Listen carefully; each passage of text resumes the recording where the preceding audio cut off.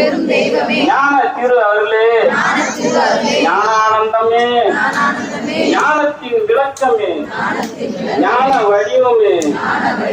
ஞான தலைவியே, முழுப்பெரும் தலைவியே, மோன முதல்வியே, முக்திக்கு வித்தான வராகியே, தண்டநாதாயே, ஐக்கியே, சக்தியே, சதாசிவ சக்தியே,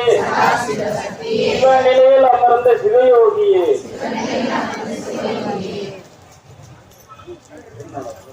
கட்டிப்பாங்களா?